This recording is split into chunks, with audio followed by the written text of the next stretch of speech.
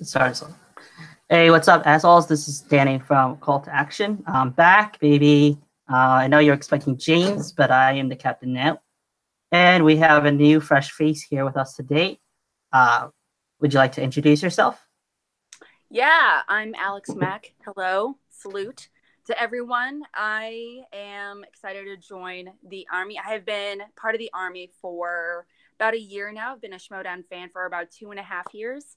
And, but I just really started getting into the community and being involved in fantasy leagues for the past year. So it's really been fun since starting. Mm-hmm. Awesome. All right. So this week we got a couple of different matches we're going to talk about. We're going to talk about a pretty impressive Inner Geekdom debut from a Patreon. And then we're going to talk about singles. We're going to talk about Whitney Seibold, the name that Ellis never gets right. So, the loser, right? We're talking about the loser. Great. The losers. Great way to start this podcast. Okay.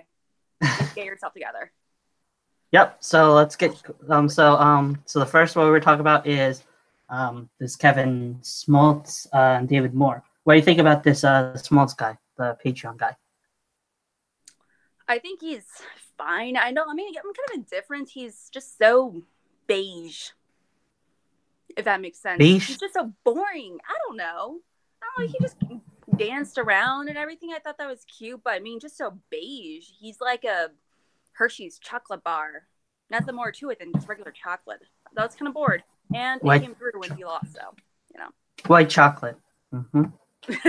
Yeah. So, and then he had to just bring a random hype man because I guess he couldn't talk it himself. But I was pretty impressed with his first round. But some of those questions were kind of simple. So maybe when we get to see him with other leagues, there's nothing really interesting about the other entrances. David Moore, apparently his dad was the guy who hosted Nick Arcade. I'm probably the only old person who probably remembered that game back in the day and wanted to be on there practicing on my Castlevania skills. Hopefully forgetting that chance. It never happened. Yeah, I felt like I felt like he was all personality, at least for this, and very little substance, to be honest. Mm-hmm. He's a nice guy, I'm sure, but as far as talented on the mic and everything, fine, that's great and all, but you're gonna need more than that in order to kind of get through this match, okay? And he did not pull through. Poor guy. I almost cried for him because I was like, this is so sad, and having a hard time pulling through some of those very obvious names. Colin Firth, Hugh Grant, come on, one of the most iconic 90s movies. Romantic movies, of the 90s. How can you miss that? But yep, you gotta amp it up. Yep. So Kevin, he had the perfect round. He got the extra point, and then he missed only 1 point in movie release dates. That's something our boy Ben would probably be happy with, or maybe not so happy with because he's got some competition there, but. He knows his Inner Geekdom. Let's see if he knows other movies. But little comment about how he likes pain, so he watches Daredevil. Brooding, a brooding superhero. We've seen it before. Very cliche. He didn't have the sunglasses though, so he's not an official heel in the Schmoedown apparently. It kind of hit close to home as well a little bit, considering how we just found out Daredevil and all the Jessica Jones and everything was just canceled. So when he said that, I was like, yeah. But regardless, but I was wondering, considering how reliant he was on his manager to kind of hype him up and everything, and he kind of popped in and was rubbing his shoulders in the middle of the match. I kind of wonder how self-reliant he is. Does he require his hype man with him at all times? Does he need a cheerleader? Or can he just, go out there and do his own thing? There to amp him up every single time, or can he be self-reliant? Guy, hello. He doesn't need his own hype man. He is his own hype man. That's why he said that. Come on. It's the point of being a heel. You don't need nobody but yourself. And these guys are just walking in. amateur hours. But 100%. Can't have but that. let's see. So he called out Navarro at the post match. Do you think we'll ever see Navarro again? Unless and then maybe we can get Robert Myers Burnett, Navarro, the revenge. But is that a joke? We were never gonna have him on the IG. Come on, outside of this little match coming up, it's never gonna happen. Yeah, ever. Although instead of Navarro, I think honestly him going up against Hybon, I feel like that would be like a good match. yeah. I mean, considering or Donica. We can go with the Donica, maybe. They're both kind of like Donica. These bad guys. Yeah, Donica. They're kind of like these tough guys. I miss him. And he's an Action Army fan, so we much love him. Hope he's doing good. Mm-hmm. So, and then what we had beforehand was we had the little mini Stacy moment, and we had Grace actually in the beginning. So, what do you think about this Roxy Grace thing that's happening? Well, thing 1 and thing 2 can definitely have their bouts of stupidity, but as long as they're not affecting, my fantasy league, we're good. I mean, like Stacy, I feel like she's a good player, but I don't feel like every time she goes up against someone of real substance, she doesn't pull through. Essentially, she's had really good matches where I feel like she's kind of pulled them. She had Mark Ellis, she had a few other players, and I'm like, okay, she's doing good on these, but she's playing these really easy competitors, and I feel bad because she's been in the league for so long. She really, when she hits her categories, she's amazing. Like Clark with her, horror thriller category, unstoppable. When she hits like rom-com or anything along those lines, she nails it every single time. But if she hits classics or anything, it's like night and day. So I mean, I would never bet on her, to be honest. But her joining Corruption, I'm all for it. Honestly, I'm hoping a little bit more hype and a little more motivation from Ken. Plug for Motivations with Ken. Yeah, love those. Yes. They're so cute. It's so good. But I'm hoping that will make her want to really amp it up. She's kind of been on the sidelines for a little bit now, so Janine can really kind of maximize it. But I'm hoping this is really going to take her even farther than she's ever gone before. So we'll see. Yeah, I'm totally agree with you. Like the matches we got with Stacy, we got RB3. Yeah. We had all these kind of like one and done people. The guy from Tough Beats, whatever the fuck their names were. Yeah. I mean, so it was. I'm not gonna remember these losers' names, so there's no point. Yeah. Yeah. But yeah, and then I kind of like, they always just had kind of her as a prop, like when she was in the Viper squad. It was just like her and Marquia. Even Marquia got like more like attention, and she had like one of the worst like outings. She did for like a minute. I don't know. It's like I don't know what happened to her. She was there. She was real hot for like a split second, like for like 2 episodes, 2 matches. Mm-hmm. I mean, like behind the scenes stuff, and then she was gone. And understandably, like her debut match was like arguably one of the worst I've ever seen. Understandably. Maybe she kind of realized in her debut match, hey, maybe I can't do this, and I just can't dedicate the time to learn and really focus in on this, because I mean it's hard work. Mm-hmm. You can't just casually watch movies like any Joe Schmo and think you can pull the shit out of your ass. Mm-hmm. and be Dan Murrell. You can't expect that. That's not going to happen. You got to make notebooks. You got to like have IMDb your homepage essentially. You got to be in it to win it. So understandably, if she'd kind of decided, or her and Jay Washington sat down and decided, hey, it's not for her, whatever. I was hoping because of everything with Anarchy, she would want to be more of a management role. Oh, yeah. So, and I thought she was really great. I thought she was like an even better version of Jay Washington when she managed to take the cannoli. So. Yeah.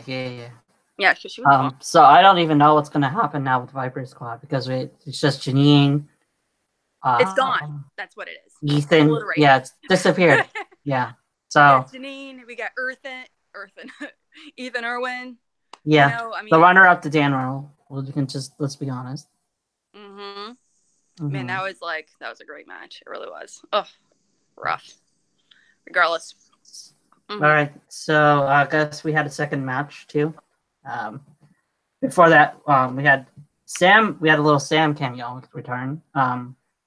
Apparently he's the singles commissioner now. I didn't even know that was a thing, but cool. You didn't hear so they had.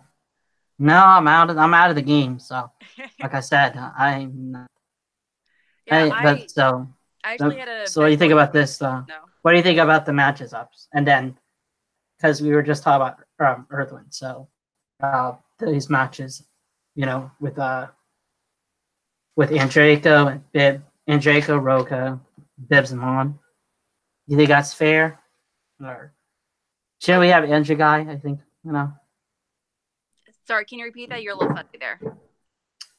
I said. So, what do you think about the number one contenders? We have Bibbs and Lon. Then we have Roca and Draco. But no Andrew. So that's kind of some bullshit right here. So besides that, they're just afraid. What do you think about that? You know. So what do you think about that? You think that's pretty fair? Top four. You know what? These biased assholes. They just have no respect, for the leaders of the match of the games, for their superiors. So it's really annoying, But you know what? They are the commissions. They are these vintage, pretty much. They're these antiques, just walking around. I do like Lon Harris. I'm excited for him. I'm hoping he's gonna pull through, and same for Draco. Roken can shove it up his ass. I mean. Yeah. How many times do we have to see the old man? He was a real something at some point. But he can shove it up his ass and just leave. Just leave. It's just annoying that he has to be there for as long as he has been. He has to step down, let someone else, because he's been protecting his seat for so long, even though he's kind of an average player now, realistically. Everyone's talking about how he needs to be on the Mount Rushmore of players. And I'm like, really? Who are you kidding yourself? Get over it. He was an okay heel even then in his heyday. 30 years ago. 30 years ago. Exactly. Yeah. Before Andrew was born. Yeah. Exactly. And then Drew came in and blew the lid off this shindig. Yeah, and you just can't take it. The sun. Yep. Well, they realize that, he's arguably, he is the best heel of the entire, league, the sport. And also he is arguably one of the best players. And no one really talks about it. And it's so annoying. But that's why I'm pissed. He's not in the singles matches that have been announced so far. Draco, I'm hoping Draco pulls through. He deserves it. He's kick-ass. And he's definitely underrated, I think. I've argued with many people for it, and I'm hoping for him and Lon Harris. So we'll see. Yeah, I like that. I like that idea. I definitely like Andreco of all the Fife club, and now that that's gone out of the way, finally we don't have to hear any more about Emma's jibber jabbers anymore. The Mean Girls Club. Yeah, the Mean Girls Club. They pretend they're not mean girls, but they are mean girls. They are the mean girls. Yeah. I can just picture Andreco being so fetch. So fetch. Brienne did it first, though. So. That's true. Yeah. Yeah, with the Christmas costumes. Absolutely. That would have been... I miss that. All right. So I guess we're going to go to Whitney Cyborg and another David Del Rio guy. So let's get this... let's talk about these guys. So, what'd you think about them? First impressions, first round was pretty good. 7-6 was the first round. Yeah, I mean, it was a solid first round. I'm a little disappointed in Siebold. I mean, considering how huge he's been involved, how regularly, consistently he's been involved with, the teams leagues for so as long as he has now as part of critically acclaimed, and just being with, just attached to the hip, to not only on his through this league, but through his podcast and everything as well with Bibiani. So him, I don't want to say losing so easily, but I want to say he lost very easy questions. I'm just very surprised he lost. So I'm just really, really hoping we're not going to get in a situation where we realize that Bibbs has just been carrying him. Understandably, he has been, like, Bibbs is a superior teammate on Critically Acclaimed, but by how much has yet to be determined. And this match was just kind of a wake-up call, a little wake-up call for us to be like, oh man, that was rough. That was real rough. So I really want him to redeem himself, like how Bibbs was saying, so we'll see. Yeah, I mean, they're always known for their entrances, and they didn't disappoint me there with the Eraserhead. So, I mean, love my David Lynch, so, thought that was really cool. They had the Mystery Science Theater, and so, like, my inner iconic, geek, absolutely. Yeah, kind of just melted a little bit. So, so the big hair. So I need that. I first thought it was Wolverine, to be honest, when I saw the hair. Yeah, I didn't think of Eraserhead initially. It took me a second, just because it was just so there. I really loved the hair, but yeah, I'm hoping to see more weird entrances rather than cute costumes and theme songs. So we'll see. Yeah, and then I guess it was interesting that the Del Rio guy compared himself already to Marlon and Ethan Irwin already. And, yeah, I was like, okay, you need to calm your shit, little man.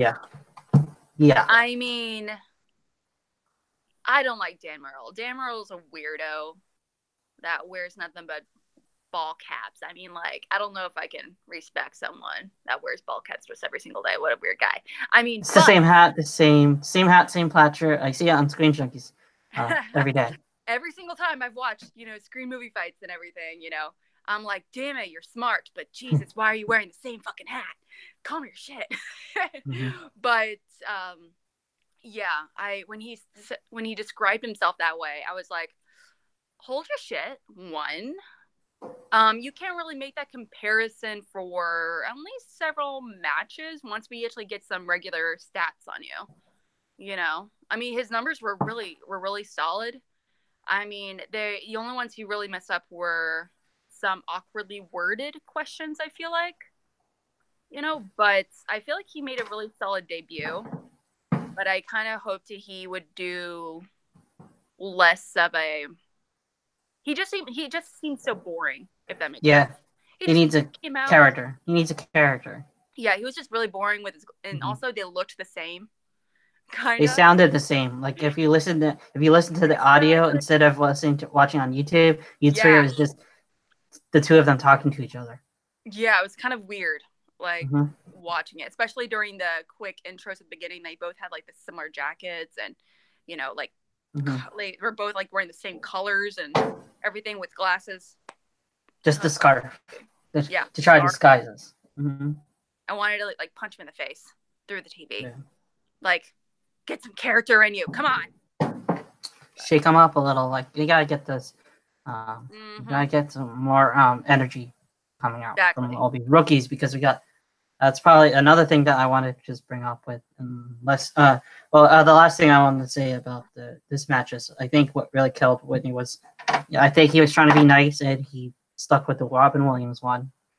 And but I mean, usually like when it comes to like those broad topics, I mean, they usually have them like first few of them kind of easy, but they were kind of a little bit hard, I would say, except for like like the Dead Poet Society one, which was the easy one. So. Yeah, that category, you either love it or you hate it. I mean, like and not to mention, he's Robin Williams, as talented as an actor as he was, we always like to think, oh, we know him from like Aladdin. We remember him from um Dead Poets Society and Patch Adams and all that good stuff, and that's great and all. But he made so many small weird movies.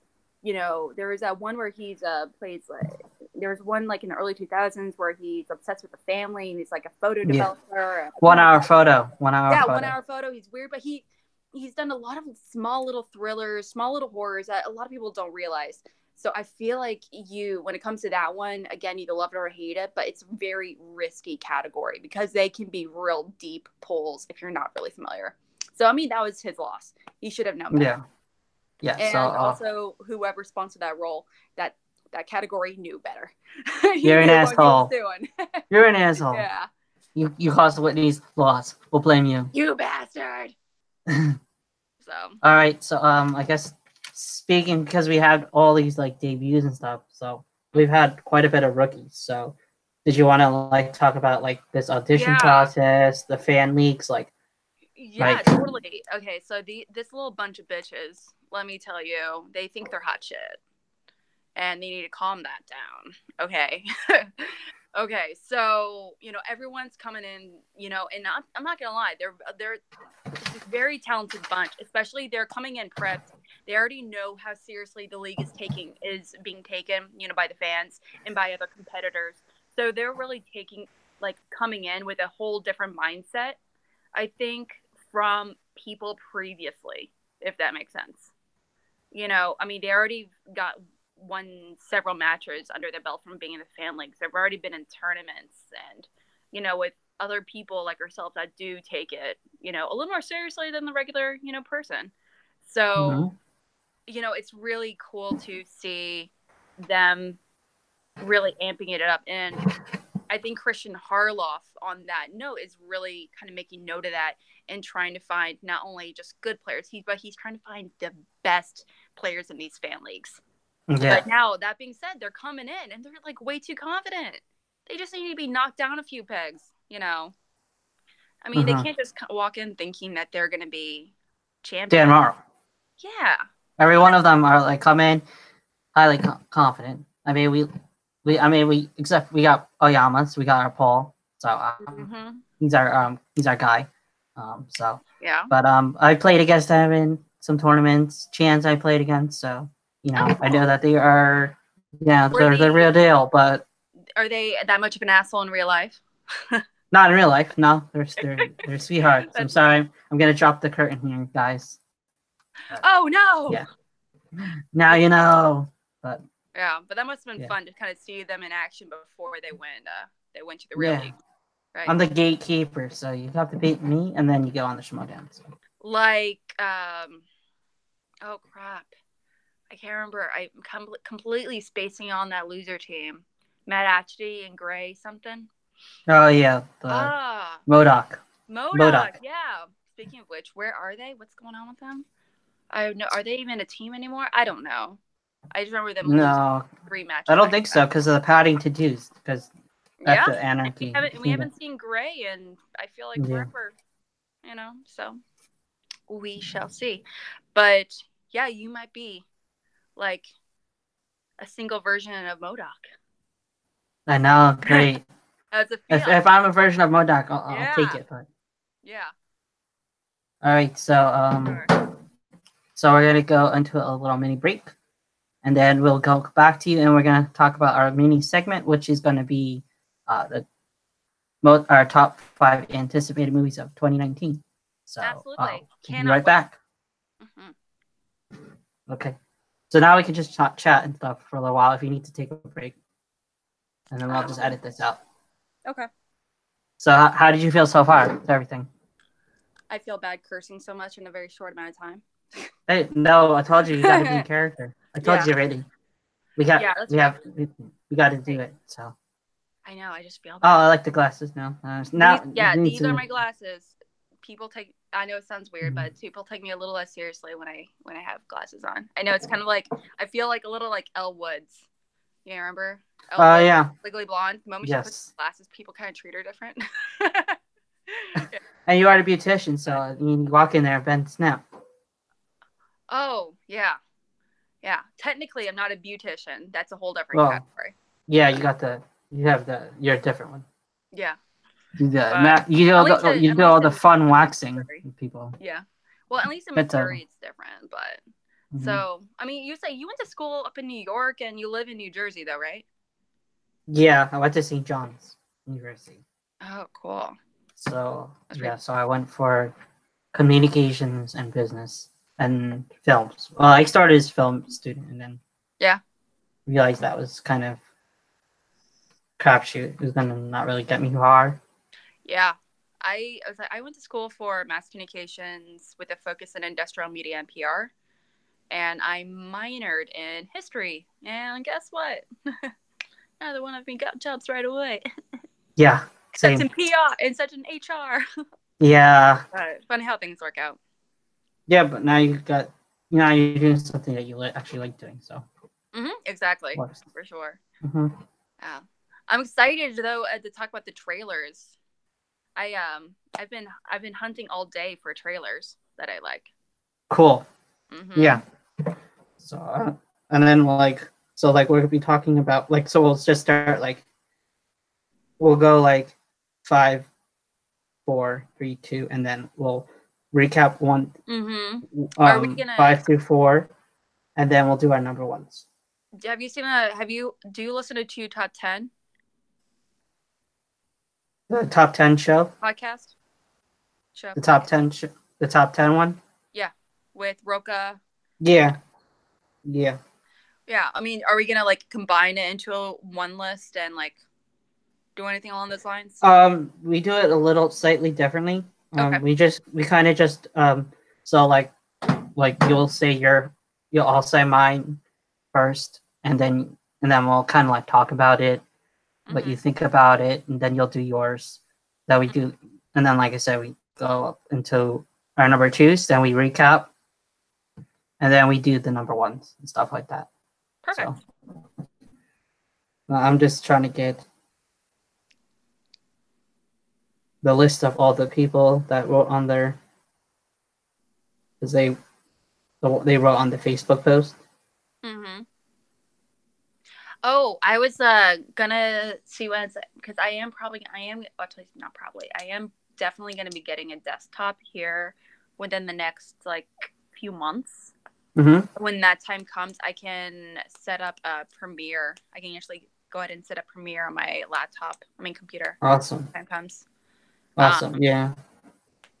Yeah, I can just start on I'll just start on that. But I can go ahead and learn it just so I can just be of more use. It's only $20-$30 a month. But I mean I don't know, Lucas has his hobby of Warhammer, so That's your fiance? Yeah. Cool. So everyone has a thing, right? Considering how many articles I read on the regular of Schmodown related stuff and looking at stuff from matches and looking at old matches and everything, I figure why not make it into something a little bit more? Yeah.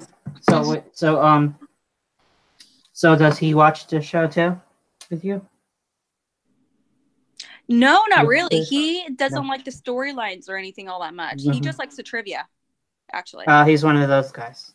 Yeah, he's all his. Well, I didn't. Neither one of us grew up watching WWE or anything, but he's he just very much loves. He loves because he really loves watching movies. He's going through a whole phase of watching Pixar and Disney movies right now. And we have full on discussions about the best Pixar movies, stuff like that. Yeah, we do. Yeah. So that's some of the stuff that we do too. Is we do special episodes like that. So what we do, we were talking about the top 5 thing. Last 5 top 5. So that's something that's pretty cool. That'd be nice. Yeah.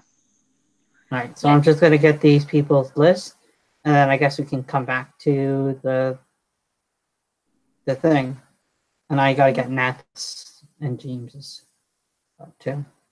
Is it usually? I noticed like it changes quite a bit. I feel like it's just because of due to availability. Yeah. Over like how often you do like 2 people like this versus 3 or 4. At this point, that's why we kind of put it out there. Is because we kind of had a lot of people leave. Yeah. Due to like school. We had Ayexa and Helene. You've probably seen Helene like on the Action Army before. You've seen her. And then Danielle was there, so we had Danielle. But yeah, they're really busy. So yeah, makes sense. Yeah, and then I just started working over at the hotel, so I'm working like almost like over 40 hours a week. So that's a lot. That's why we were like, yeah. So because it's during peak season, because it's a resort, so we have skiing, and now in a couple of months we'll have the golf set up and everything like that. And like I said, like up here, like we're kind of like a small little area in the county. So like this is like where everyone from New York and stuff like to come for the weekend and stuff. How was it up there during the Super Bowl? Oh, like this year? Did anyone travel over there or anything for that? I know you're not exactly close, but I mean like. No, not really. I mean like, especially everyone, with like. The Patriots. No one likes the Patriots up here, so. But you're like up there. You're like in New England. No. Ish. No way. No. I don't know. St. Louis. No, we won't want to be associated. Well, St. Louis was a home of the Rams for like I don't even know how many years, and then they were literally not even 2 years ago sold to the Rams. So yeah, we're like, I feel like nationwide it's such like a bunch of communities in New England are Pats fans, and then everywhere else in the country it was Rams fans, and then you get to St. Louis, this itty bitty patch of Pats fans out of complete spite for the Rams. Yeah, I'm sure that's how people feel. Seattle Supersonic fans are because they got screwed over worse because of basketball. But all right, I guess we should start going over the list. So let's go back. I'll count us back in when you're ready. Are you ready? Cool. Let's do it. Okay. All right, and we're back. We're here. We're going to be talking about our anticipated movies of 2019.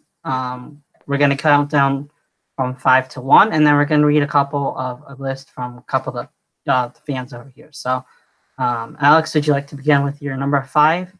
Absolutely. I did send you a brief list earlier today when I messaged you, but since then, things have changed just a wee bit. I watched new trailers, rewatched some old trailers, and I got rehyped for some other things. So, yeah. Okay, so number 1, I feel like it's a given. I mean, anyone in the movie community, it's like. Let's start with 5 first. Start with 5. Starting 5? Okay. And then we'll go 5. Oh, my bad. Yeah, you're right. Okay, so number 5 would be Her Smell. Okay. And that is directed by Alex Ross Perry. It has Elizabeth Moss, also has Cara Delevingne and Dan Stevens, who I really, really like, from Legion. Really, really great. I love him. But I'm really excited about this one because the trailer was just released earlier this week, and I'm already so hyped for it because one, not only is a director, he's an amazing director. He does a lot of really great indie movies, which I really appreciate, but also the visuals of it is really cool. There's not very many movies that look like it. It's very gritty and in a very different way from what we're used to seeing, if that makes sense. But it also has original music, which I like. But it's also a music story of the punk scene which is already a rare story, but especially from a point of view of a female, a female that's in a band of, from that. And it's supposed to be, I read some articles saying how it took a lot of inspiration from, Courtney Love, for a brief time. It's not like directly based on her, but it's kind of loosely based on some of her experiences, for a brief period in her life in the 90s. which I thought was really cool. So I'm pretty excited for that movie, especially, and it's going to come out, I think, over the summer. Cool. All right, so my number 5 is one that we don't really know much about, but it's called Knives Out. Directed by Rian Johnson. Okay. So I don't really know much about this, but I don't know. I've been interested in it, so I'm gonna tie that with number 5, which is that Joker movie with Joaquin Phoenix. So that one I can kind of talk. Joaquin Phoenix, yeah, Joaquin Phoenix. So yeah, but I want to see. I'm excited to know more about Knives Out, but since we haven't really known too much about it, the Joker movie at first really sounded like a very stupid idea. Right. So I feel like this movie could go one or two ways. It can actually be a success, or it can fail terribly. The director is Todd Phillips. So he's the guy who did the Hangover movies and War Dogs. Project X. He did War Dogs, which was a good movie, but he's known for like these comedies and stuff. So and the Joker's makes me even more nervous about it. As much as I love and respect Joaquin Phoenix and all of his work, his abundance, the combination of him with this really weird dark comedy director really kind of surprises me. So yeah, the picture that came out for it looked cool. Yeah, but in a way, it feels like it's so crazy and it's so much like what a Joker could be. Like it's just like bonkers, and seeing that it doesn't on paper, it doesn't sound like it would make sense, or it sounds like, oh, this is some guy, a clown prince who's a villain, but he's actually like one of the craziest like psychotic villains ever. But I mean, at first I was like, I don't even know if we need the backstory. We have the Killing Joke, and the whole point of the Joker is that he doesn't have like an identity. But I guess if they focus more on about like this guy who's kind of like the psychology down on his luck, and then he just starts just losing his mind and something like that, maybe it could possibly work. Yeah, but, I mean like definitely an approach for sure. Yeah, that's been explored in several comics. He is down on his luck comedian or a clown, and he gets tricked into doing something and it comes out, or he has to do something, or you can go the Red Hood route where it kind of happens. But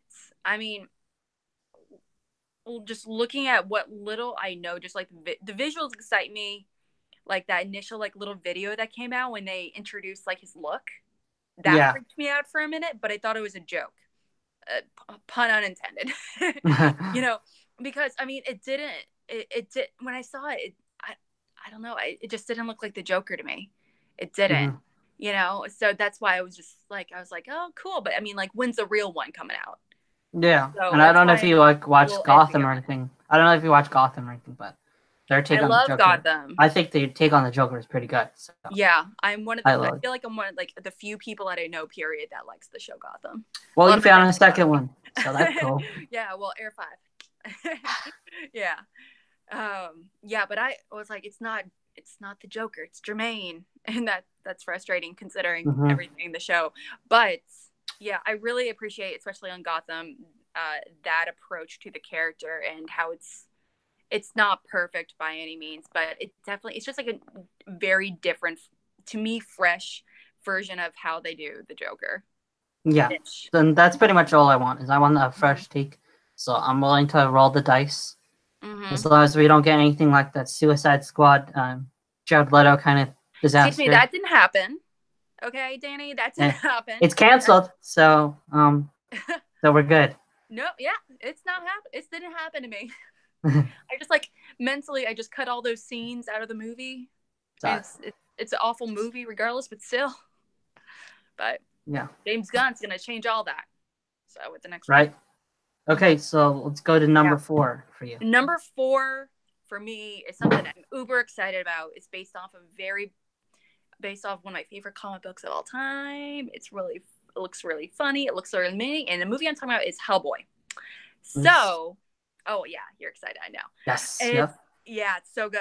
Directed by Neil Marshall. Now, I really was super duper psyched when I heard about this, when this first initially came to fruition, because he directed some of my favorite horror movies of all time. Well, not of all time, but some of my favorite horror movies, period.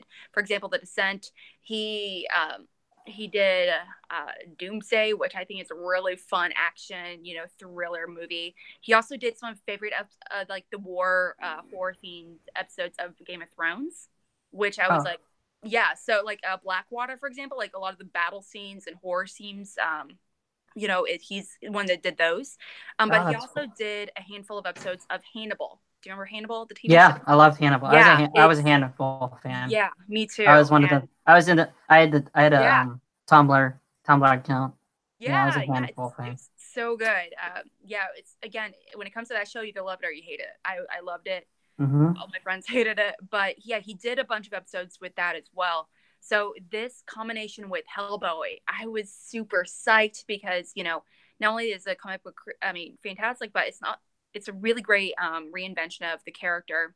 I can't remember the guy's name that plays Hellboy from that plays him, but he's fantastic. He looks fantastic. It has a really awesome international cast, which I really appreciate.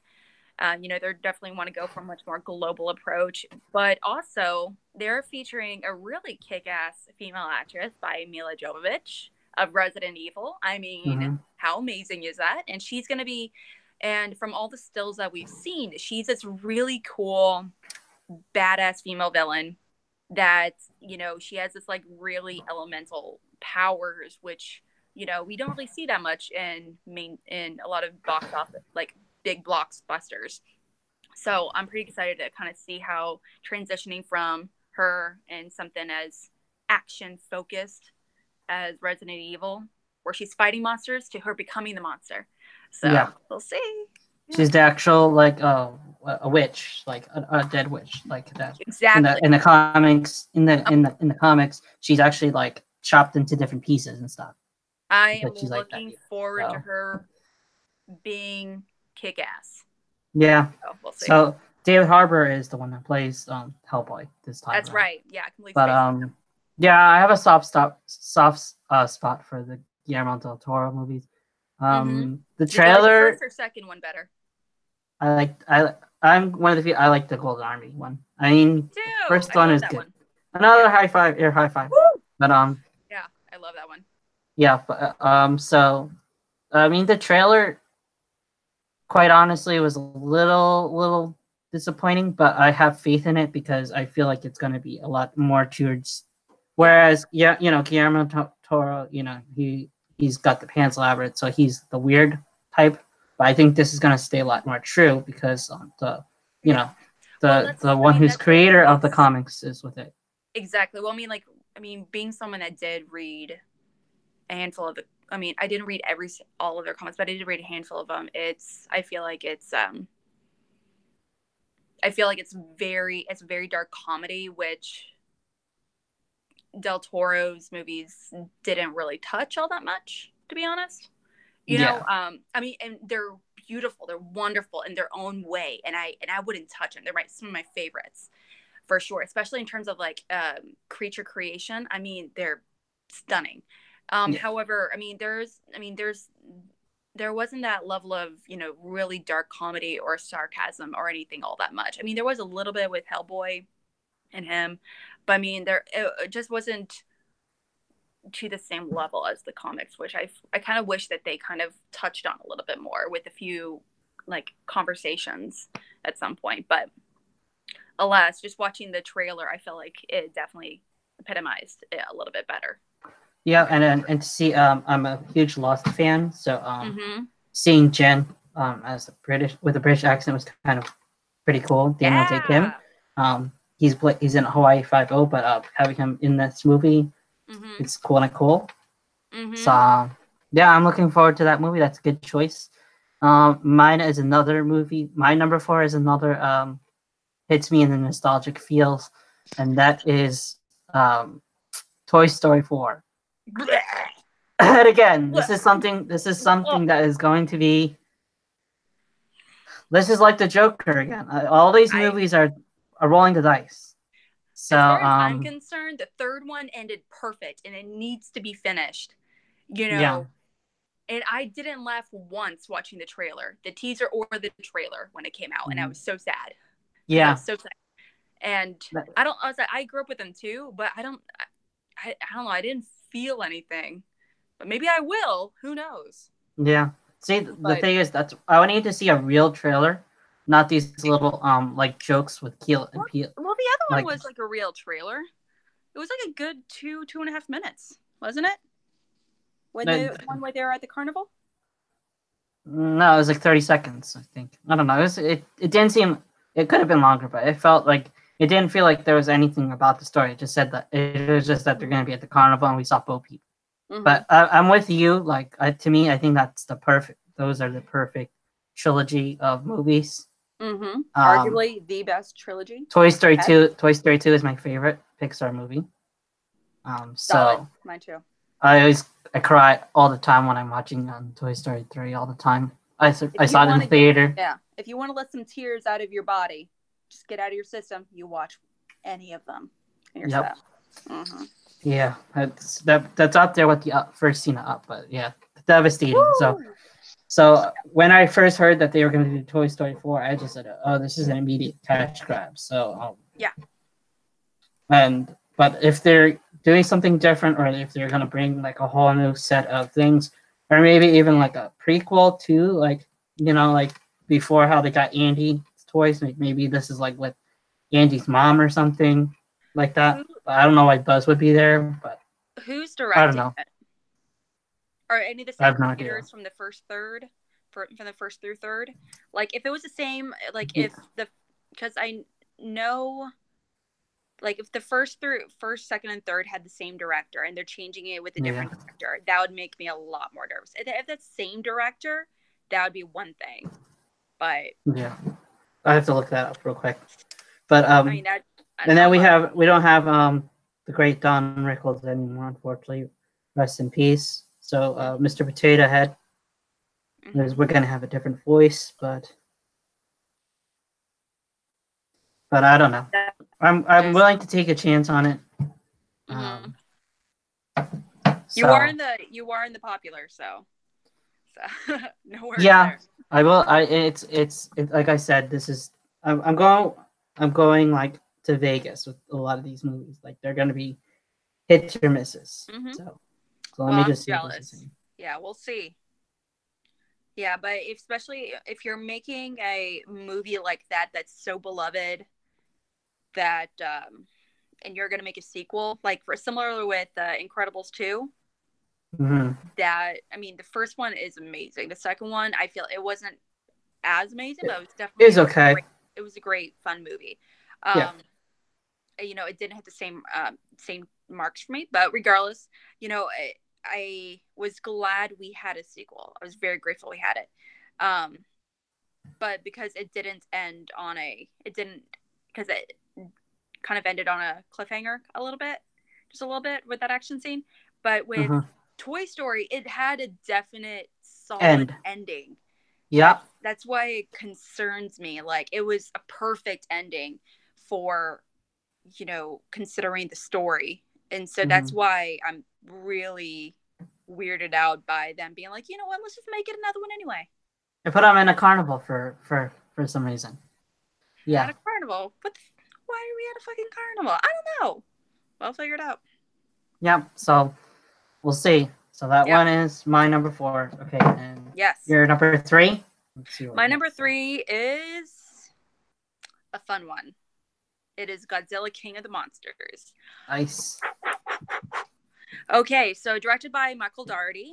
He's really great, especially because he's really well known for making some really similar to Del Toro. He's amazing for making really great monsters. His background's mostly focused in writing. I did notice, he wrote Trick or Treat, one of my favorite Halloween movies. I watched it every year. Krampus, he also did that, which is really fun as well. To me, it's led to kind of become a Christmas classic. It's really great. Because I'm not much of a,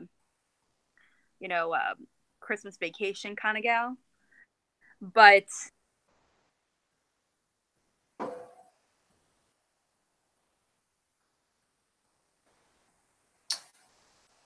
but we lost.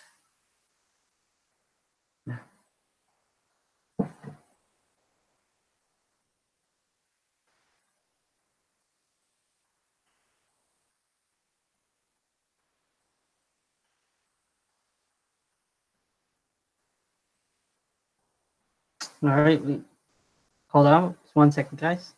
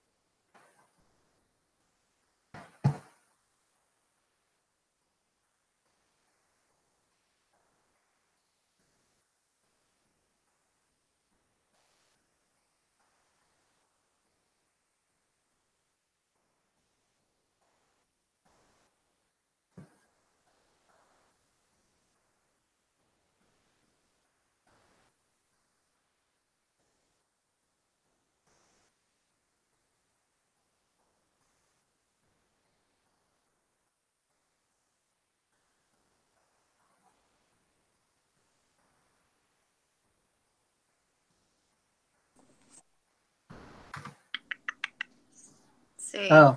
You there? We're back. I am so sorry. That's okay. That's why I edit. Oh, exactly. That was crazy. Weird timing. Okay. So, I'm just going to have my phone charging the entire time while we're chatting. Sure. Get excited. Yeah, we're almost done. Okay. All right. I can figure this out. Okay. Okay. Perfect. Okay. Okay. All right. So back to Godzilla. I chose Godzilla because, not only has a, really great director, which I really appreciate. His background is in writing. So good writing, monsters, incredibly cinematic, visuals. I am all about this movie. I am all about monsters, if you can tell. There's clearly a pattern in what I like.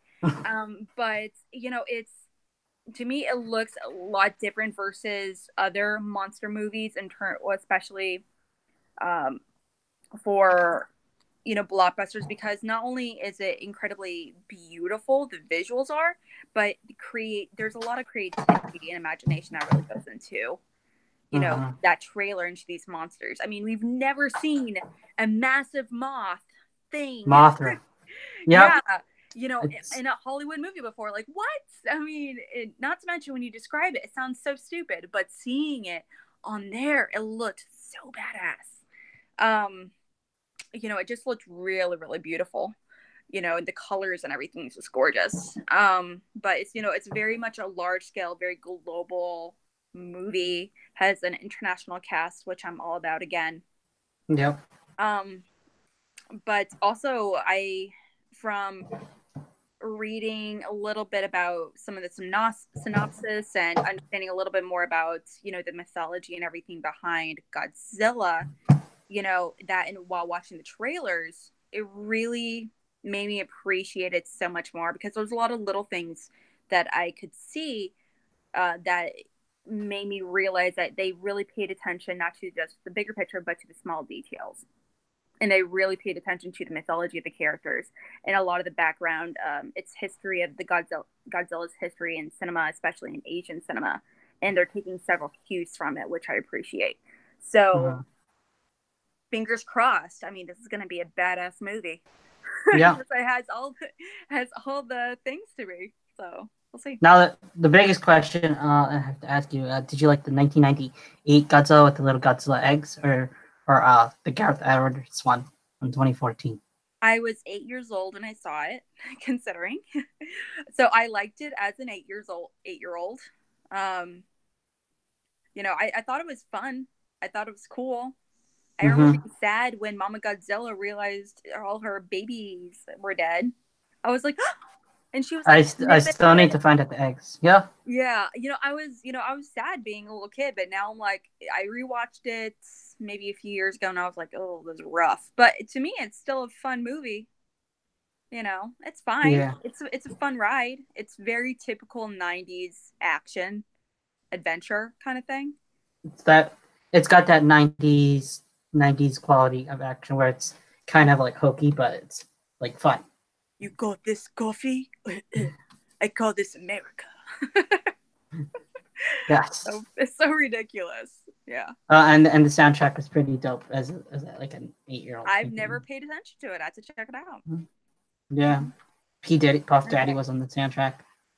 He's always a good addition. With Puff Daddy with Led Zeppelin sample. Yes. Ooh, that was a good one. Yeah, I remember that song. That's a great song. Okay, well, what's your number 3? My number 3 is by Jordan Peele. It's his second movie. It's called Us. Yes. Mm-hmm. So I was a fan. I came to Get Out late in the picture, so I didn't see that one. The hype was going on. I watched it on HBO, and I thought it was pretty. I'm a little bit late. Well, I'm a little bit later than you because I still haven't seen it. Oh, you haven't seen it? No, I know. On HBO. If you have HBO, you can watch that. That's true. I have all the specials and everything to watch it. I have all the means to, but I think it's like I've seen so many scenes from it. I know all the plot twists. I know everything that happened. I've had it explained to me and over-explained to me. Kind of ruined it. Yeah, so I feel like it's been so hyped where I feel like it would be impossible to live up to. Yeah. But so, because I feel bad, because I've seen a lot of it in like bits, but regardless, he's a fantastic writer. I love him. You have an awesome pick with Us, so I don't blame him. Actually, one of my honorable mentions. Cool. Mm-hmm. Yeah. So I'm just when it comes to like horror, I kind of like more of like the not more of the gore kind of slasher films, although they're fun. Everyone loves Halloween.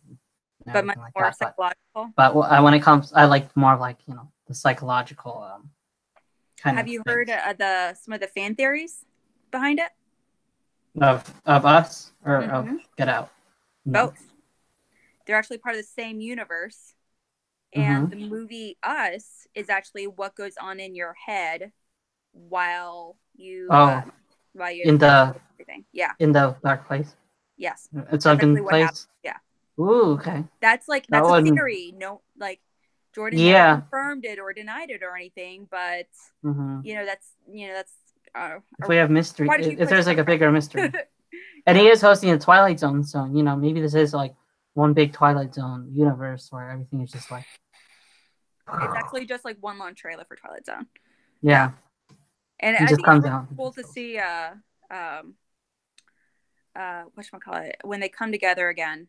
A reunion, that's what I'm looking for. And it was nice to see the reunion of, Black Panther stars as well. Lupita Nyong'o and what's his face? Oh my gosh.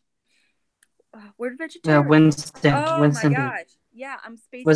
Isn't it Winston Duke? Yeah, absolutely. Yeah. That beautiful specimen of a man. Absolutely. Yep. He's gorgeous. But yeah, it's real. I was so excited to see this. I mean, he's such, I mean, like, I haven't seen enough of him, which makes me so sad. I actively hunted for movies with him after watching Black Panther. He has not made enough movies considering how cool he is. So I'm hoping it's going to bring a lot more for him. Yes. Yeah. It looks horrifying. Looks terrifying. Yes. I like that. I like the, and then I hear Mm-hmm. So. Absolutely. Right. So now where are we at? We're at number 2? Yes. Okay. So my number 2, coincidentally, my number 2 is It Chapter 2. Yeah. So again, monsters. I'm all about it. Directed by Andy Muschietti, produced with his sister. I'm all for it. I love them together.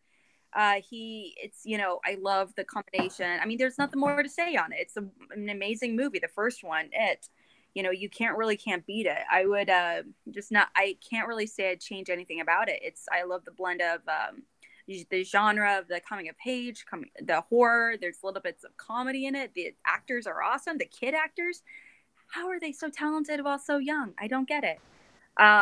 It's a genuinely horrifying movie, which, especially with horror movies on that scale, I feel like is very rare to make something like genuinely scary. But I mean, he's arguably one of the most iconic villains, literary, movie-wise, any period. He's definitely in discussion as one of the best villains of all time anywhere. So, I'm excited how it's going to differ from children to adult. How much genuinely horrifying can it be? In this next chapter, with not to mention the actors, slew of really amazing actors I really, really adore. Chastain, fantastic. What's his name that plays? He's in Barry. He was on SNL. I can't remember his name for the life. Hader. Yeah. Ron Hader. Yes, he's fantastic. McAvoy, he's fantastic. So I'm really excited to see what more they can really do to improve it. Because in my mind, the first one is already an amazing movie. So. Yeah. Have you read? I mean, are you familiar with the book of it? I read like 500 pages and I almost peed myself. So I was like, no more. Yeah, it's the weirdest. It's a weird fucking story. Weird fucking story. So chapter 2 is gonna get weird if we're gonna get to the whole God thing, and it got too weird for me too quick. Yeah, I don't know. Yeah, especially when So, but I think didn't Stephen King say numerous times that he doesn't remember writing it because he was on drugs the entire time when he wrote it? He was. Yeah, he's basically that was like his drug binge time. So that's why later on half the book, like chapter 2 went like off the rails. Like it went totally bonkers. So, but that's why I'm curious to see how it's going to turn out with part 2. How they're going to do that. Although it is one of the things that I was actually having a discussion with a friend of mine, how there's a lot of, we don't have so much movie regrets, but there's the idea of some movies are so exciting that it's very difficult. Like, remember when Bohemian Rhapsody for a while, Sacha Baron Cohen was attached to it? Yep. That concept to me was so amazing, and I was so hyped for it for so long, and then it broke away, and I was like, oh, I was heartbroken. But then we got this movie. Exactly, with Cary Fukunaga. With that idea was so exciting to me, like what he could have done with it, because he wanted to get really weird, he wanted to get gross. So I mean, like, oh god. But so I'm really curious to see, especially after watching True Detective right before that news came out, I was really curious to see what he would have done to really, really make it creepy. But regardless, those movies didn't happen. So now we got this one. Yeah, we got something still amazing regardless. So exciting. I approve that pick. It chapter 1, I guess, if you can call it. That's chapter 1. That was a big surprise hit when that came out. Isn't that weird to call it a surprise? I never expected. Yeah, I didn't like reboots and stuff. I like when I saw like the original one when I was a little kid. And then I thought the miniseries was like scary as hell, but then I watched it again. Now it's kind of corny, but it's like there's aspects. I mean, it's like so. I feel like I watched it for the first time when I was 12, and it was around that age at the same age as the kids, really, and it was really creepy to me then, but it wasn't scary. Like there's aspects of it where like the part where he comes out of the drain, that part was weird, but uncomfortable more than scary. Like it would just bothered me rather than like, oh God, nightmares. Mm-hmm. But this one, it didn't give me nightmares. It really left me uncomfortable where I would be like by myself at night, like trying to go to sleep. And I'm like, oh man, I really want to close that closet door. What is that glowing light over there? So yeah, that's like what kind of made me like uncomfortable with it a little bit because it was so, I mean, genuine. Like that scene in the basement, with Georgie and the lights. Probably one of the most terrifying movie scenes ever. Period. Yeah, that's like what people say about Hereditary, but I think it was a lot more scary for me. That traumatized me a lot more. That made me think more when I was just like sitting in my room, just like you said. 100%. So what's your number 2? My number 2 is a movie called High Life. The director is Claire Denis. So she's a French. It's a French director. They did Let the Light In. That was from 2 years ago. Andre 3000 stars in this movie. And, really? Yes. Cell 4. Because I haven't heard of this one. Yeah, this one I kind of learned through our Action Army chat, and I saw the trailer. So I'm just gonna go over the synopsis because it's kind of hard to talk about. So it's basically like this. It's like it's kind of like Annihilation, but like a combination like the father and daughter. So it's like in space, and so it's like. So I got the concept of it. It's gonna be kind of weird. It's got. So it's we have Robert Pattinson is in it. So I love Robert Pattinson. I like him. Yeah, he's definitely like making a name for himself as far as like for a lot of these weird indie movies. So I'm about that. Yeah, because he's in Good Times. But the movie that she directed recently was Let the Sunshine In. So but this one is a movie. So they're like in space, and it's just kind of like about a survival story in space, but like the father and daughter kind of thing. So think of like Logan, but in space. I'm about that. I mean, that sounds awesome. I'm going to definitely look YouTube that later. Absolutely. Yeah. Yep. So I want to see that one. That's high up there. I think it's coming out again, like later in the summer or something. I'll have to check that out though. I mean, I don't feel like Robert Pattinson. I feel like he has a hard time.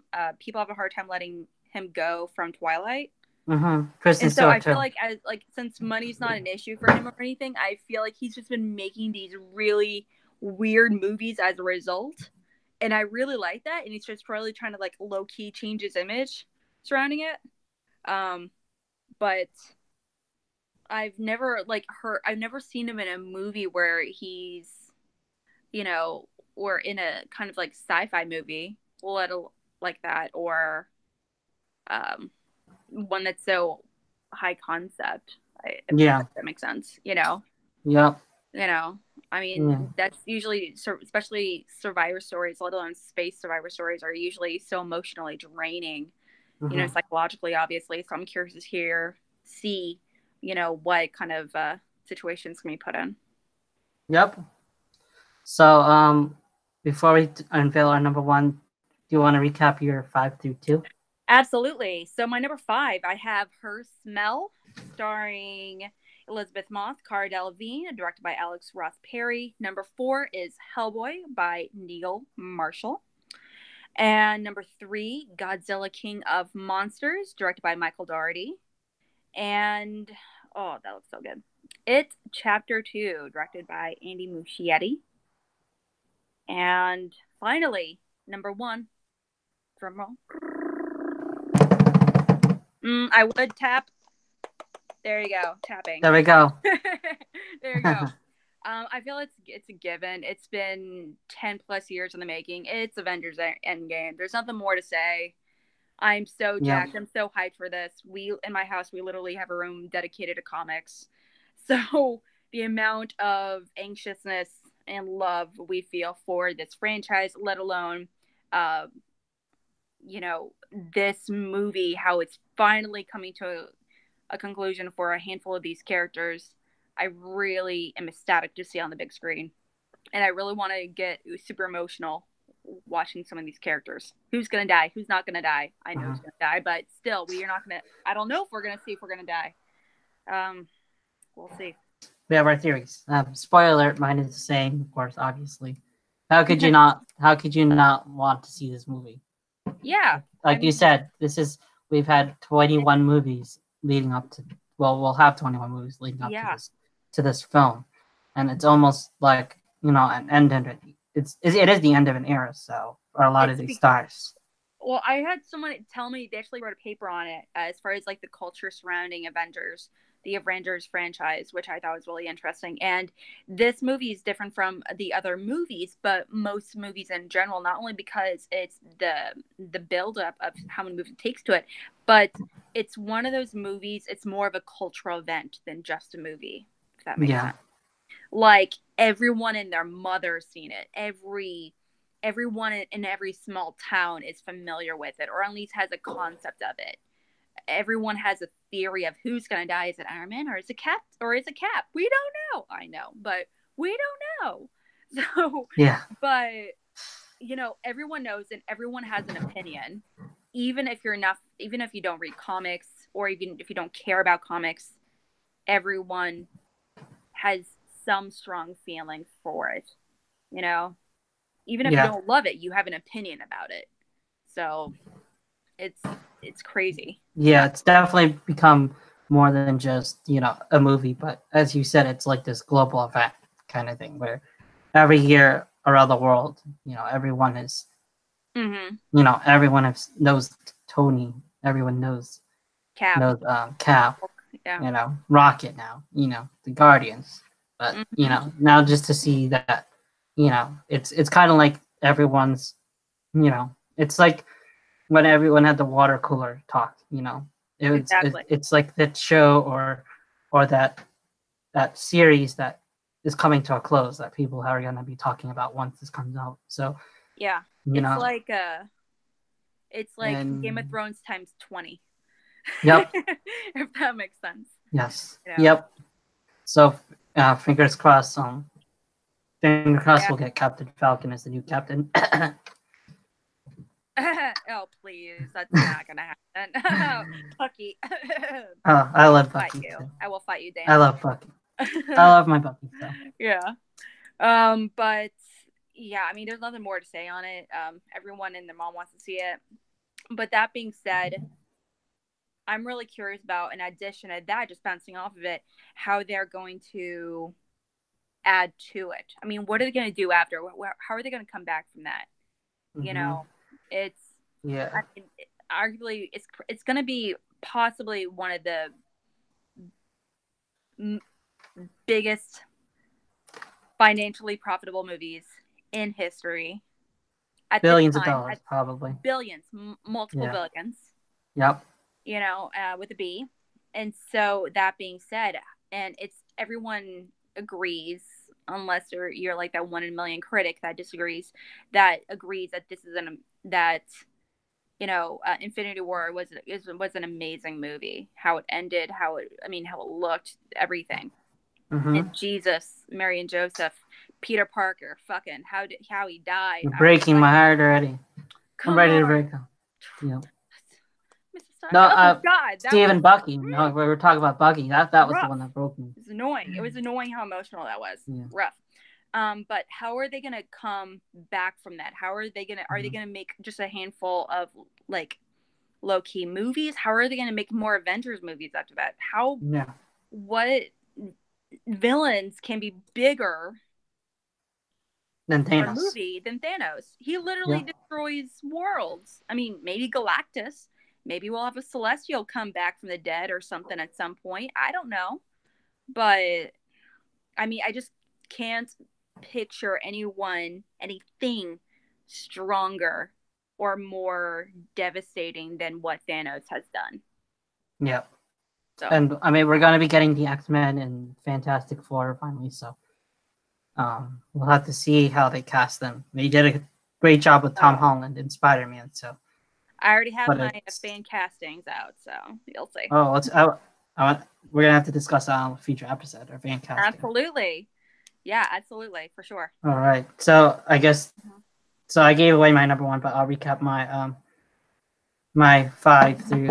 I'll count off mine too. So I had a tie. I had Knives Out, and I had Joker. Number 4, I had Toy Story 4. 3, I had Us.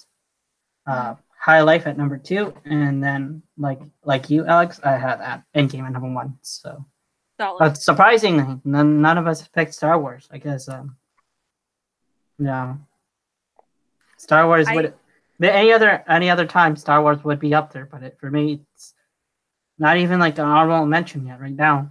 Just because my interest is kind of just went downhill. I mean, I feel very indifferent towards Star Wars. I mean, Solo came out. I was just like, blah, I don't care. I was actually one of the few that, I mean, like, I genuinely liked. I walked out of the theater for The Last Jedi. I really enjoyed it. Upon rewatching it, I find more things. I find more and more holes that make it more difficult. But I appreciate, the risks and everything that was taken. It's, not like a typical Star Wars movie. But my favorite Star Wars movie was Rogue One. I mean, since rebooting it recently. So, knowing that it's not going to be, standalone like that, kind of makes me less excited. So we shall see. I mean, again, I feel nothing for it, but I mean, if it ends up being like the best movie of all time, I'll be psyched. Yep. Well, and J.J. Abrams is behind it again, so hopefully, I'm iffy on that, but that's okay. Yeah, I'm just saying he did The Force Awakens, so hopefully we're not going to get a copy of no Return more of the Jedi. princesses, please. Yeah, well, no more knockoff versions of Ewoks or anything like that. Exactly. Do you have any honorable mentions? A couple honorable ones. So I have Once Upon a Time in Hollywood. I feel nothing for that movie. Like, watching any of the stills or anything, I don't even get a little excited, unfortunately. Yeah, I mean, I just like it. I just like Tarantino. I just want to believe in it.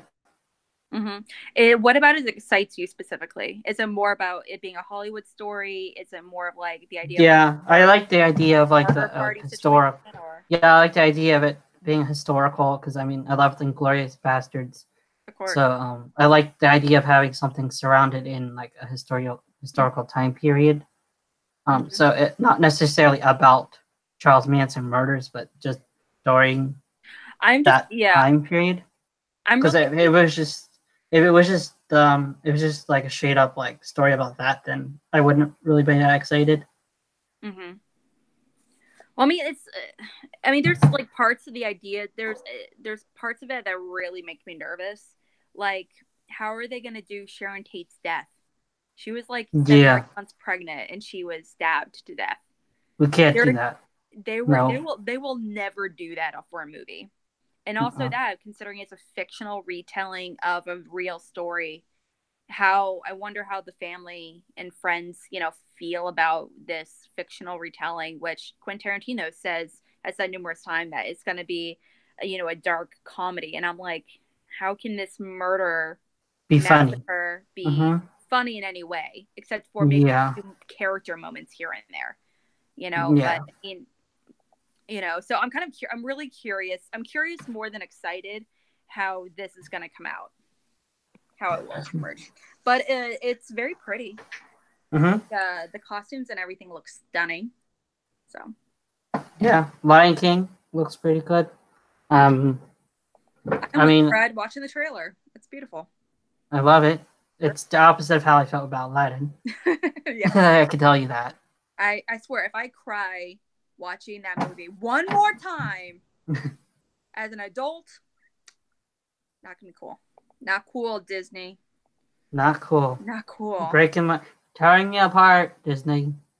Yeah, there's actually a video on YouTube over it's it's of Simba nudging Mufasa for 10 hours trying to wake him. It is the saddest thing ever. Oh no. It's no, don't do this to me. Oh my gosh. I remember when those 10-hour videos were like all the rage, where it'd be like a song on loop with a weird video or something. But yeah, after hearing that, I'm like, nope, too many feels. No F. Yeah. Yep. I'm out of here. Yeah, that's too much. Let's say my honorable mentions are actually John Wick 3. I mean, it's fantastic. It looks so beautiful. Halle Berry, I can't wait to see her in an action role with those dogs. That looks so cool. Yeah. But Charlie's Angels. Yeah, the reboot. I'm one of the few Kirsten Stewart fans, bouncing off of Robert Pattinson earlier. And also, I was obsessed with Charlie's Angels, the first one, obsessed, with it much more than the second. So much so that when I was in 4th grade, I actually rapped I like big butts and I cannot lie. That's the whole song for my 4th grade talent show in front of the entire school because I was so obsessed with Charlie's Angels, the movie. Yeah. Legit. Yeah, fans, stay tuned. You may hear Alex rap in the future episodes. Oh, absolutely. Very intense. Okay, so I guess we're gonna start wrapping up soon. But in the meantime, we asked some of our fans on the Action Army fan group some of their picks. So cool. I'm gonna read some of them off, and if any of them spark any interest from you and you want to talk about them, feel free to stop me and let me know. So first one is Brooklyn Vale. Shout out to Brooklyn. He runs the Jukebox Trivia. So that's the one that I compete in. I have a match March 5th. So vote for me. Watch me kick some ass. Heck yeah. So he has at number 5 he has Lion King. Number 4 he has Pokemon Detective Pikachu. Yeah. Which looked really cool. I didn't know I needed. I didn't know I needed a Pika pool in my life. That's good. That's really funny. Yeah. Spider-Man: Far From Home. Yeah. I'm more excited. Then he's got Gyllenhaal than Spider-Man, but yeah. Yeah, I'm a big Jakey fan. Love my Jakey. Who is? And Avengers: Endgame has number 2, and Rocket Man he has number 1. That's an interesting one. So, yeah. What do you think about Rocket Man? I actually watched that trailer 3 times earlier today, back to back. It's a beautiful trailer, visually stunning. I know a lot of people. I know the trailer's getting a lot of flack because some people are saying it's, in theory, very true to the story. A lot of people really don't like how it's. A lot of people don't like how that he's doing his own music. He's Taron Egerton is singing. Yeah. Not Elton, which I think he actually has a great voice. Mm-hmm. But it's not Elton. But who is? No. Honestly. But it just looks stunning. I'm a little nervous for it. Just directly following up Bohemian Rhapsody though. Mm-hmm. And Elton being much more of a prominent gay figure in terms of his openness in the public, obviously, earlier on versus oh crap, I'm spacing on his name. It's Queen. Freddie Mercury. Yes, I can't believe I completely spaced on it. That's embarrassing.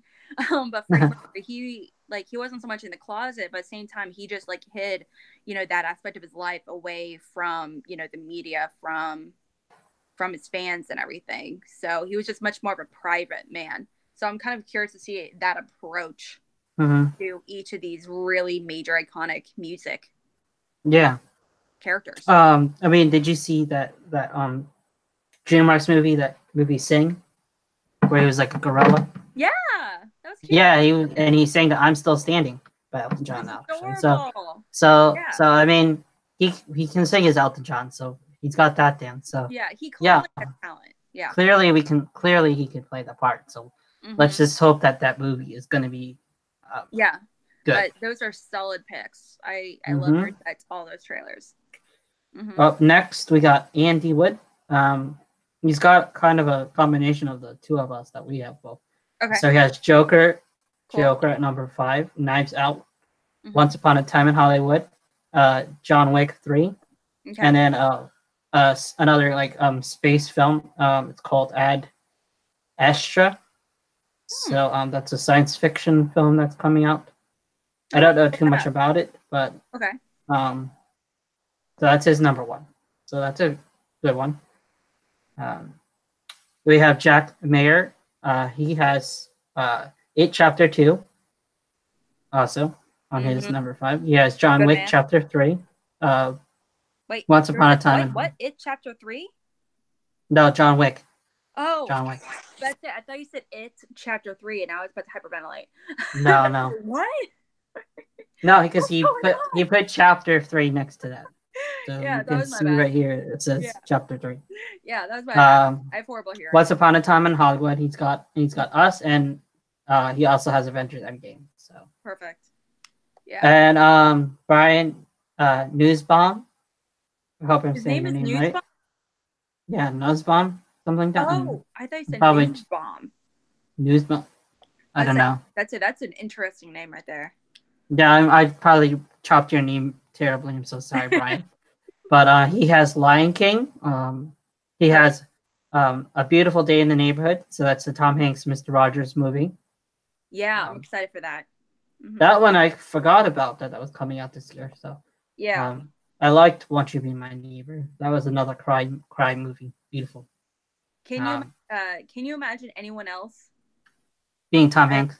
Yeah, as Mr. Nope, yeah. Perfect. I was like thinking about. I was like, yeah, I can't. I was trying to picture any other actor, and I just couldn't. It's probably the most perfect casting ever. So. Yep. He's got Shazam. None of us have talked about Shazam. So, what do you think about Shazam? What do you think about that? Shazam, I think it looks awesome. I'm just very iffy on it because DC movies scare me. I feel bad. I mean, like, Aquaman was fine. It was a fun movie. Wonder Woman, a good movie, not a great movie to me. I feel like it was a good movie with great moments, if that makes sense. No, I totally agree. I'm still saying Man of Steel is my favorite of DC. Yeah, Wonder Woman does come in second place for me, but that third act kind of just ruined what could have been like a perfect movie for me. Oh, if anything, what kind of broke me up with Ares in particular, the third act didn't kill me all that much. It was just more of Ares with his weird mustache. Oh yeah, that just really took me out of the movie for a bit. I was like, "What are you doing?" No, I just didn't like the whole connection with the love aspect, and it kind of just took away the whole Amazonian, fierceness of Diana Prince. But I thought that was fine. That didn't bother me super much. But again, I feel like it was a good movie with great moments. It was like third part. Yeah. Third act didn't bother me all that much, but yeah, Aquaman was kind of fun. It was visually looked nice, but it was story wise there was not really much of a story, but it was still kind of fun. It was a fun time. It was so if Shazam can be continue on this, I guess they kind of realize that they can't take them so seriously. So I really like the main guy that plays Shazam. I don't know his name. I would Zachary Levy. Yeah, Zachary Levy. But sorry. Zachary Levy. Oh yeah, because I've seen him on a handful of other shows, and he's really funny. He was like a Marvelous Miss Maisel very recently. He was fantastic. I remember that other show where he plays like the IT guy to a spy network. But that came out like in the early mid 2000s where it was really funny. But I was very uber surprised by his casting though. I mean, Mm-hmm. he's not a very well-known actor. I mean, like he's made a handful of cult classics in terms of comedy and TV, but Yeah. he's not exactly, aside from this, he has no reason to go to Comic-Con. You know, Mm-hmm. he's not hopping up in any big blockbusters aside from this. So it was really much a very big surprise for him and his casting. And also tying into It Chapter 2, one of the little kids is in it. Bam. Yeah. Mm-hmm. There we go. All right. We got a couple more from our very own panel. So we have Nat. He had some honorable mentions that we haven't talked about yet. Okay. Zombieland 2 he talked about. I forgot about that. Okay. Yep. Interesting. So he got Zombieland 2 as an honorable mention. That's a fun one. Then he also has Once Upon a Time in Hollywood, Detective Pikachu, Cross, Spider-Man, and Avengers Endgame. So Matt's a big fan of those blockbusters. See? I'm sorry to say it, but Into the Spider-Verse is my favorite Spider-Man movie. So I feel mine bad too. so I feel bad for this, for Spider-Man Far From Home. I feel bad for it having to top that movie. Emotionally speaking, I don't need another Spider-Man. I can just live my life with nothing but animated Spider-Mans for now. So, yeah.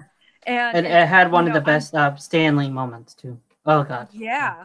Arguably the best Stan Lee cameos we've ever had, all of them. And there's like 5 Stan Lee cameos in the movie, which I thought was really funny to hunt for them. Yep. But yeah, but when it comes to Spider-Man Far From Home, the idea of it doesn't excite me all that much, but Jake Gyllenhaal excites me. He's like the only reason I'm excited for that movie. Honestly, it took me like a good month and a half to see the first Spider-Man: Homecoming. I mean, because I was just like, And I feel like this is going to be this year's version of Ant-Man and the Wasp, where, like, because we're so devastated by the end game, we just need like a fun globe-trotting adventure with Spider-Man going to Europe. Oh yeah, kind of trip. So I think that's why, like the plot isn't going to be like too heavy or anything like that. So yeah, I mean, in terms of it being exciting, I mean, I hope we get more from MJ or Michelle, whatever they want to call her. Because I'm not really. I mean, the love story, I don't know, but whatever. Yeah. Okay, and that looks really cute. I really like Zendaya. Yeah. Or is it Zendaya? Zendaya, whatever. Zendaya. She's pretty fantastic. I love her casting. I'm hoping, I don't know the girl from the first movie. I don't know her name. But Michael Keaton's daughter. But I wonder if they're gonna bring her back as a little villain at some point. Because I know in the comics she ends up being a villain. Oh, she does. I didn't even know. Yeah, she ends up being like I don't know what her character, her power ends up becoming, but she ends up becoming like a little villain, not a big villain, but a nice little villain for Spider-Man down the road. So that would be kind of interesting. She ends up blaming Spider-Man for what happens with her family.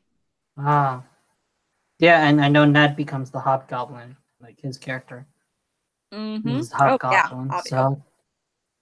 So I mean, we got a couple of them. We had Sydney Moon in there, so we might be getting Silk. Yes, hopefully. That's fingers crossed. That'd be pretty awesome. I am dying for an Asian superhero, like a legit Asian superhero. Real one. That'd be amazing. Cannot wait. Mulan can't get here fast enough.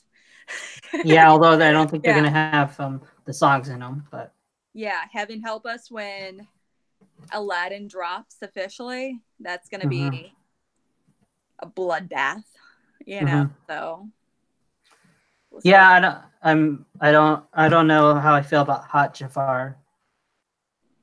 Yeah, I mean, like, I like Hot Jafar being a female. I know I find. Yeah, I mean, he's hot. I would, but I mean, I want him to be cartoonily evil. I want him to be much more mischievous. I don't know about like, mustache twirling evil, but I wanted him to be very threatening. Like his voice was soft. very, wasn't like, if, and you can have a soft voice, but there was no level of threat or deviousnous to it. The costume, it looked like the costumes and everything looked like it was for a play. That's what I thought. I thought I was watching Shakespearean. Everything. I thought I was watching a Shakespearean play. Yeah, like nothing looks dirty. If that makes sense. And you're in a fucking desert. How is nothing dirty? And his name is Aladdin is the street rat, and there he is like shiny and and I just want to put some dirt on everyone's faces. It was kind of weird, a little frustrating watching it because and in the animated movie, like that was a real big thing. Like they really emphasized how obviously how little he had, or at least he had a song dedicated to it, having nothing. But also like everyone around him seems like maybe, I'm sure it's going to be different in the movie, but everyone around him looks pretty good. Everyone looks very clean. Everyone is jeweled up, even like every the peasants and everything, and that was in the paths and doing the dances, and the kids, they looked good. Yeah, they didn't look like the little starving children that he had to feed the bread to. I know. I was like, I'm sorry, this is a very well-fed child. Could you get a smaller child, or it was just a little weird. I'm like, I think you can go another day without eating. Like if you tried, that's on yourself. But all right, and then lastly we have our James's list. So let's read his. He has Greta Gerwig's Little Women. I'm excited for that. In this fall or winter. Like I feel like it's coming out in November, December. That's another one I didn't know coming out. So Emma so Watson. he had that. Yep, I like the Little Woman. I like that. It was like the one from the back in the day. It's directed by Greta Gerwig, I think. Is that her name? That did Lady Bird. Yep, and Jason Francis Ha. Yeah, this is the passion project she chose after. So. Yep. He also had a tie between that one and the Mr. Rogers one, The Beautiful Day in the Neighborhood. Number four, he had The Irishman. None of us talked about that one. That one is I think that's Scorsese's latest one. Yeah, it's coming out on Netflix. It's coming out. Oh, it's coming out on Netflix now? Oh yeah. Oh. And I'm sure like for Oscars, they'll probably like release it in theater for like a week or two or something. So it might be like a Roma thing. Yeah, that's what I'm thinking. But they're doing for but that's like one of the big pushes with, I think they're doing for Roma, is because they're like, well, if we can get it nominated, if we can do so amazing with Roma, it's a foreign language film done by a streaming service, and arguably one of the best movies of the year. Streaming service or whatever aside, imagine what they can do with a movie with Scorsese, with De Niro, and and Pesci. They're bringing all the best back. And so they're thinking, I know because Roma was, I can't remember how many awards Roma was nominated for, but if Roma can do that with with what he had, imagine what Scorsese can do with everything he has. So he's guaranteed to get some awards, not just makeup and hair. So mind you guys, we're recording this right now as the Oscars are going on, so we don't know right now if Roma is doing well, but I know I was trying. So once we get here, we're probably gonna recap everything, but absolutely. And so he had Once Upon a Time in Hollywood at number 3, Avengers, and then he had Episode 9 as his number 1. So we'd have a Star Wars fan with us that still has faith. Still has faith in the Force. So, we're hoping for James and all the other Star Wars fans. You can see I have my Death Star shirt. So, I mean, I want. Oh wait, let me. Okay, I have one too. Let's see if I can grab it. Let's see. Sorry about that. See, my someone in my family, he actually works over there. He works down in LA doing stuff like that for Star Wars movies, and he gives us a whole bunch of Star Wars merch. Wow. Yeah. This is exclusive, guys. I didn't know this was gonna happen. He's actually at the thing right now, which I'm like, he sends us like pictures and updates. So like Oscars, he's at the Oscars now. Yeah. You're saying? Yeah, he is. Wow. Okay. Yeah, he's in a way. Is he nominated? Is he an Oscar? No, he does stuff like in IT and stuff. He's like part of a team kind of thing. But regardless, it's still cool. He sent me jealous this one. Yeah, this is what I got. Yes. He's very proud of it. He sends us like Star Wars stuff like that all the time, which I'm psyched about because not only just free merch but like good merch. So, exclusive merch that you won't get anywhere, and you can just exactly. Names. But yeah, I'm so excited. I just want to thank all the everyone that submitted their top fives. That's really awesome though. Yeah, great picks too. Awesome picks. All right, so that's gonna bring the conclusion to our episode. We ran it a little longer this segment, but I hope you enjoyed the show. Again, thank you to Alex. Welcome to the show. We're glad to have you here with us, and we're going to be seeing more of you, I'm sure. So with that being said, we're going to sign off. If you want to follow me on Twitter, you can follow me on DKPKP. Instagram, Danny_K22. You can follow Ben at Ben Bateman Media, Andrew Guy at Andrew Guy on Twitter. Do you have anything to plug? I don't have Twitter. I don't have Facebook, but you can follow me on Instagram at Mac_Midori. Okay. All right. And this week, I don't know what they're doing in Action Movie Anatomy, but I know last week they just did Alita Battle Angel, so definitely guys check them out on the Popcorn Talk as well as the Action Guys podcast on Collider. And until then, we'll see you guys next week. Later.